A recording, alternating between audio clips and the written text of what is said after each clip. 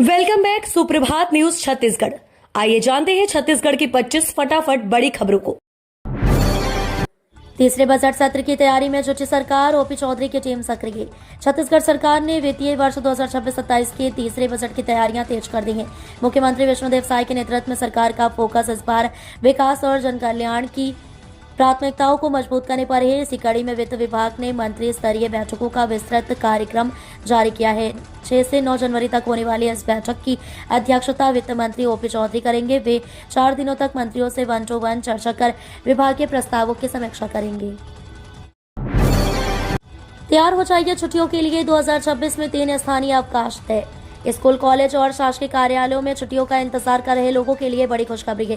Rajnandgaon collector Jitendra Yadav ने सामान्य पुस्तक परिपत्र में प्रदत्त शक्तियों का प्रयोग करते हुए कैलेंडर वर्ष 2026 के लिए स्थानीय अवकाश घोषित किए हैं। आदेश के अनुसार 25 सितंबर को अनंत चतुर्दशी, 19 अक्टूबर को दुर्गा महानवमी तथा 11 नवंबर को भाई दूज के अवसर पर स्थानीय अवकाश रहेगा। ये आदेश बैंक एवं कोषालय पर लागू नहीं होगा और इसी आधार पर संबंधित कार्यालयों में अवकाश रहेंगे।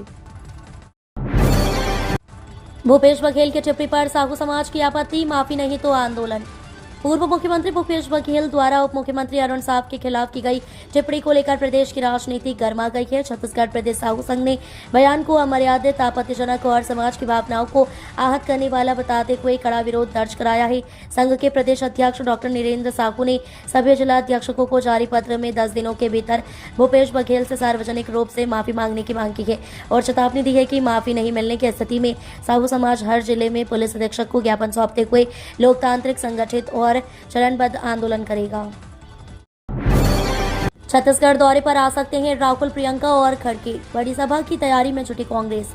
छत्तीसगढ़ में कांग्रेस की बड़ी सभा होने वाली है। कांग्रेस के राष्ट्रीय नेतृत्व राहुल गांधी, प्रियंका गांधी, मल्लिकार्जुन खड़गे फरवरी या मार्च में छत्तीसगढ़ आ सकते हैं। राष्ट्रीय नेतृत्व के दौरे की तैयारी को लेकर राजीव भवन में आदिवासी कांग्रेस के प्रदेश अध्यक्ष एवं विधायक जनक ध्रुव ने आदिवासी कांग्रेस की महत्वपूर्ण बैठक ली। बैठक को लेकर जनक ध्रुव ने कहा, फरवरी मार्च में राष्ट्रीय नेतृत्व का छत्तीसगढ़ दौरा हो सकता है। दौरे की तैयारी को लेकर बैठक में चर्चा की गई। इसके अलावा चुनावी रणनीति, संगठन को मजबूत करने और आदिवासी मुद्दों को प्रमुखता से उठाने पर भी विस्तृत चर्चा की गई।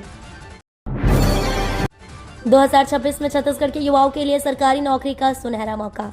प्रदेश के युवाओं के लिए वर्ष 2026 सरकारी नौकरी की नई उम्मीदें लेकर आया है। व्यापम ने इस वर्ष के लिए अपनी तैयारी पूरी करते हुए परीक्षाओं का विस्तृत कैलेंडर जारी कर दिया है। इस कैलेंडर के अनुसार वर्ष 2026 में शिक्षा, पुलिस, स्वास्थ्य और तकनीकी विभागों सहित विभिन्न सरकारी महकमों में कुल 12,000 पदों पर भर्ती की जानी है। व्यापम द्वारा जारी समय सारणी ने प्रतियोगी परीक्षाओं की तैयारी कर रहे युवाओं में नया उत्साह भर दिया है। इस साल की सबसे बड़ी और बहुप्रतीक्षित भर्ती शिक्षा विभाग में होने जा रही है। सभी जिलों में सड़क सुरक्षा को लेकर आयोजित किए जाएंगे जन जागरूकता कार्यक्रम। छत्तीसगढ़ सहित देश भर में राष्ट्रीय सड़क सुरक्षा माह शुरू हो गया है। जांजगीर चांपा जिले में राष्ट्रीय सुरक्षा माह के शुभारंभ अवसर पर पूर्व नेता प्रतिपक्ष नारायण चंदेल, कलेक्टर जन्मेजय महोबे और पुलिस अधीक्षक विजय पांडे मौजूद थे। इस मौके पर उन्होंने यातायात जागरूकता रथ को हरी झंडी दिखाकर रवाना किया। इस रथ के माध्यम से लोगों को यातायात नियमों की जानकारी दी जाएगी। इस अवसर पर रक्तदान शिविर भी लगाया गया। उधर दंतेवाड़ा जिले के सिटी कोतवाली परिसर में राष्ट्रीय सड़क सुरक्षा माह का शुभारंभ हुआ। इस मौके पर विधायक चैतराम टामी ने कहा कि सड़क सुरक्षा हम सभी की सामूहिक जिम्मेदारी है। 2025 में गरियाबंद की ऐतिहासिक उड़ान, जल मिशन में देश में तीसरा स्थान, विकास का मॉडल जिला बना।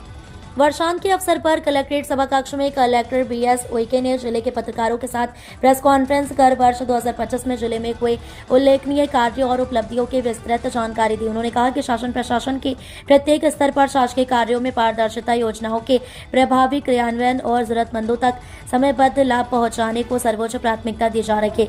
इसका उद्देश्य आम जनता की समस्याओं का त्वरित समाधान, योजनाओं की सतत समीक्षा, विकास कार्यों में गति लाना तथा जनप्रतिनिधियों, सामाजिक संगठनों और प्रशासन के बीच सीधा संवाद स्थापित करना है। भूपेश बघेल के बेटे चैतन्य बघेल को बड़ी राहत, हाईकोर्ट से मिली जमानत। पूर्व मुख्यमंत्री बघेल के बेटे चैतन्य बघेल को बहुत विवादित शराब स्कैम केस में हाईकोर्ट से बड़ी राहत मिली है। ईडी और ईओडब्ल्यू केस में सुनवाई के बाद चैतन्य की बेल अर्जी मंजूर कर ली गई है। वह लगभग 168 दिनों के बाद जेल से रिहा होंगे। ईडी ने पूर्व मुख्यमंत्री भूपेश बघेल के बेटे चैतन्य बघेल को 18 जुलाई को उनके जन्मदिन पर उनके भिलाई स्थित घर से prevention of money laundering act 2002 के तहत गिरफ्तार किया। ईडी ने शराब घोटाले की जांच एसीबी ईओडब्ल्यू रायपुर द्वारा इंडियन पेनल कोड और प्रिवेंशन ऑफ करप्शन एक्ट 1988 की अलग अलग धाराओं के तहत दर्ज एफआईआर के आधार पर शुरू की गई है।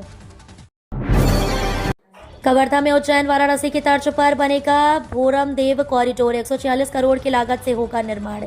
कवर्धा जिले में 146 करोड़ रुपए की लागत से भोरम देव कॉरिडोर बनाया जाएगा। भोरम देव मंदिर परिसर में मड़वा महल, शेर की महल, रामचुआ व सरोदा जलाशय तक एक सुव्यवस्थित कॉरिडोर बनेगा। नए साल के पहले दिन केंद्रीय पर्यटन मंत्री गजेंद्र सिंह शेखावत ने निर्माण कार्य का विधिवत भूमि पूजन किया। शेखावत ने कहा कि छत्तीसगढ़ सतत आगे बढ़ी और छत्तीसगढ़ का पर्यटन विकसित हो, छत्तीसगढ़ की संस्कृति सुरक्षित हो और संरक्षित हो, जिससे प्रदेश की एक अलग पहचान बनी। स्वदेश दर्शन योजना 2.0 के अंतर्गत उज्जैन और वाराणसी की तर्ज पर भोरम देव कॉरिडोर का विकास किया जाएगा। मरीजों के परिजनों को मिलेगा घर जैसा माहौल, बनेंगे सर्व सुविधा युक्त विश्राम गृह। जब कोई गंभीर बीमारी घर में दस्तक देती है तो पूरा परिवार मानसिक और आर्थिक रूप से टूट जाता है। ऐसे वक्त में दूरदराज के गांवों से शहर आने वाले गरीब परिवारों के लिए सबसे बड़ी चुनौती इलाज के साथ साथ खुद के ठहरने की होती है। अक्सर मरीज तो वार्ड में इलाज करा रहा होता है, लेकिन उसके अपने लोग अस्पताल के गलियारों, ठंडी सीढ़ियों या खुले आसमान के नीचे रातें गुजारने को मजबूर होते हैं। इस मानवीय पीड़ा को महसूस करते हुए छत्तीसगढ़ सरकार ने एक सराहनीय कदम उठाया है। नववर्ष पर नशे में डूबा जिला सरगुजा। यहां हैप्पी न्यू ईयर बोलकर 93 लाख की शराब गटक गए लोग। नए साल 2026 सेलिब्रेशन का खुमार पूरी दुनिया बदस्तूर जारी है। लोग तरह तरह से नववर्ष मनाते हैं, लेकिन मध्य प्रदेश के सरगुजा जिले में लोगों ने नए साल का वेलकम नशे में टली होकर किया। इसकी तस्दीक नए साल की पूर्व संध्या पर कोई शराब की बिक्री के आंकड़ों ने की है, जहां 31 दिसंबर को रिकॉर्ड शराब की बिक्री हुई। रिपोर्ट के मुताबिक नववर्ष की पूर्व संध्या पर सरगुजा जिले में नए साल के जश्न के दौरान लोगों ने शराब के साथ जश्न को तवज्जो दिया। लोग दिन भर और देर रात तक शराब की दुकानों के इर्द गिर्द मंडराते नजर आए। माओवादी संगठन को बड़ा झटका, टॉप लीडर बरसा देवा उर्फ सुक्का का सरेंडर। तेलंगाना में माओवादी संगठन को एक और बड़ा झटका लगा है। माओवादी पार्टी के टॉप लीडर और लंबे समय से सुरक्षा एजेंसियों की वांछित सूची में शामिल बरसा देवा उर्फ सुक्का ने पुलिस के सामने सरेंडर कर दिया है। यह सरेंडर ऐसे समय में सामने आया है जब 4 राज्यों में फैले माओवादी नेटवर्क पर लगातार दबाव बढ़ता जा रहा है। हालांकि इस पूरे घटनाक्रम को लेकर अभी तक तेलंगाना पुलिस की ओर से आधिकारिक पुष्टि नहीं की गई है, लेकिन स्थानीय वरिष्ठ अधिकारियों और खुफिया तंत्र से जुड़े विश्वसनीय सूत्रों ने इसकी पुष्टि की है। भूपेश बघेल की बंदरवाली टिप्पणी पर छत्तीसगढ़ की सियासत गर्म, अरुण साव का पलटवार। छत्तीसगढ़ की राजनीति में एक बार फिर बयानबाजी को लेकर विवाद खड़ा हो गया है। पूर्व मुख्यमंत्री भूपेश बघेल द्वारा उप मुख्यमंत्री अरुण साव की तुलना बंदर से किए जाने के बाद प्रदेश में सियासत तेज हो गई है। इस बयान पर जहां डिप्टी सीएम अरुण साव ने कड़ी प्रतिक्रिया दी है, वहीं सावको समाज भी नाराज नजर आ रहा है और आंदोलन की चेतावनी दे रहा है। दरअसल 3 दिन पहले बिलासपुर के लिंगिया टिही में एक कार्यक्रम के दौरान भूपेश बघेल ने उप मुख्यमंत्री अरुण साव की कार्य प्रणाली पर सवाल उठाए थे। उन्होंने कहा था कि अरुण साव 2 साल में सिर्फ 950 मीटर सड़क ही बनवा पाई हैं और किसी भी मामले में काम नहीं कर पा रहे हैं। आरटीई प्रवेश नियम में बदलाव पर बवाल, निजी स्कूलों में अब सिर्फ कक्षा 1 से मिलेगा दाखिला। छत्तीसगढ़ सरकार के स्कूल शिक्षा विभाग द्वारा 16 दिसंबर 2025 को लिए गए निर्णय से शिक्षा जगत में हलचल मच गई है। इस निर्णय के अनुसार शैक्षणिक सत्र 2026-27 से आरटीई शिक्षा का अधिकार अधिनियम के तहत निजी स्कूलों में कमजोर वर्ग के बच्चों का प्रवेश केवल कक्षा पहले से ही दिया जाएगा। पहले nursery, pre primary, PP1, PP2 और कक्षा 1 में प्रवेश की सुविधा थी, लेकिन अब इसे सीमित कर दिया गया है। इस फैसले की तीखी आलोचना करते हुए छत्तीसगढ़ पेरेंट्स एसोसिएशन के प्रदेश अध्यक्ष क्रिस्टोफर पॉल ने इसे आरटीई कानून की धारा 12 का स्पष्ट उल्लंघन बताया है। छत्तीसगढ़ में ठंड के साथ कुछ जगहों पर बारिश के आसार, राजधानी रायपुर में कोहरा। छत्तीसगढ़ में तेज ठंड के बीच कुछ इलाकों में हल्की बारिश हो सकती है। अगले 2 दिनों में 2 से 3 डिग्री तापमान बढ़ सकता है। वहीं इसके बाद फिर से तापमान में 2 से 3 डिग्री की गिरावट देखने मिलेगी। दुर्ग संभाग में पहले 1-2 जगहों पर कोल्ड वेव का अलर्ट रहा।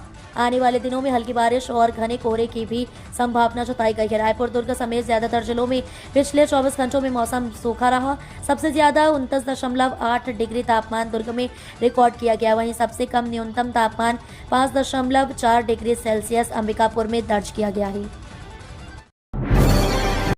सख्ती में 600 किलो महुआ लाहन नष्ट। छेरछेरा से पहले आबकारी विभाग की अवैध शराब पर कार्रवाई। सख्त जिले में आगामी छेरछेरा पर्व के मद्देनजर अवैध महुआ शराब के खिलाफ सख्त अभियान चलाया जा रहा है। शुक्रवार को आबकारी विभाग ने वार्ड क्रमांक 1 में कार्रवाई करते हुए खेतों के किनारे मेड़ों में छुपाकर रखे गए कुल 600 किलोग्राम महुआ लाहन को मौके पर नष्ट किया गया। ये लाहन 15 प्लास्टिक डिब्बों और 20 बोरियों में रखा गया था। इसके अलावा 7 प्लास्टिक बोतलों में भरी कुल 14 लीटर महुआ शराब भी जब्त की गई है। दरअसल सहायक जिला आबकारी अधिकारी आशीष उप्पल को सूचना मिली थी कि वार्ड नंबर 1 में छेरछेरा पर्व के लिए भारी मात्रा में महुआ लाहन छुपाकर रखा गया है। छत्तीसगढ़ हाईकोर्ट का फैसला, पटवारियों की राजस्व निरीक्षक पदोन्नति परीक्षा रद्द। छत्तीसगढ़ हाईकोर्ट ने राजस्व निरीक्षण के पद पर पदोन्नति के लिए आयोजित परीक्षा को रद्द कर दिया है। एकल पीठ ने माना कि परीक्षा प्रणाली दूषित थी और इसमें भाई भतीजावाद, कदाचरण व पक्षपात के संकेत मिले हैं। इस फैसले से 216 पटवारियों को राजस्व निरीक्षक के पद पर पदोन्नति का रास्ता फिलहाल बंद हो गया है। मामले की सुनवाई जस्टिस एन.के. व्यास की एकल पीठ में हुई। कोर्ट ने पाया कि पदोन्नति परीक्षा पारदर्शी और निष्पक्ष तरीके से आयोजित नहीं की गई थी। चयन प्रक्रिया में गंभीर खामियां पाई गई हैं। मकर संक्रांति से पहले रायपुर में चाइनीज मांझा पर कार्रवाई। नगर निगम और छत्तीसगढ़ पर्यावरण संरक्षण मंडल की संयुक्त टीम ने शहर में चाइनीज मांझा बेचने वालों पर बड़ी कार्रवाई की है। औचक निरीक्षण के दौरान बूढ़ा तालाब, सदर बाजार और गोल बाजार के 4 पतंग दुकानों की जांच की गई। इसमें 3 दुकानों से कुल 4.5 किलो प्रतिबंधित चाइनीज मांझा बरामद हुआ, जिसे मौके पर ही जब्त कर लिया गया है। ये कार्रवाई रायपुर जिला कलेक्टर डॉक्टर गौरव कुमार सिंह, नगर निगम आयुक्त विश्वदीप और वरिष्ठ पुलिस अधीक्षक डॉक्टर लाल उम्मेद सिंह के निर्देश पर की गई। नगर निगम रायपुर जोन 4 और छत्तीसगढ़ पर्यावरण संरक्षण मंडल के क्षेत्रीय कार्यालय के संयुक्त टीम ने जोन कमिश्नर अरुण ध्रुव के मार्गदर्शन में निरीक्षण किया। बड़ी खुशखबरी, पीएमजीएसवाई के तहत छत्तीसगढ़ में 2200 करोड़ की मंजूरी। नववर्ष 2026 के शुभारंभ के साथ ही छत्तीसगढ़ राज्य को ग्रामीण अधोसंरचना के क्षेत्र में एक बड़ी उपलब्धि प्राप्त हुई है। प्रधानमंत्री ग्राम सड़क योजना के चतुर्थ चरण के अंतर्गत राज्य में 2225 करोड़ रुपए की लागत से 774 ग्रामीण सड़कों के निर्माण हेतु प्रशासकीय स्वीकृति प्रदान की गई है। इनमें जनजाति ग्राम उत्कर्ष अभियान के अंतर्गत आने वाली अनुसूचित जनजाति बाहुल्य ग्रामों को प्राथमिकता दी गई है। ये स्वीकृति मुख्यमंत्री विष्णुदेव साय के नेतृत्व में उप मुख्यमंत्री एवं पंचायत एवं ग्रामीण विकास मंत्री विजय शर्मा के विशेष प्रयासों से प्राप्त हुई है।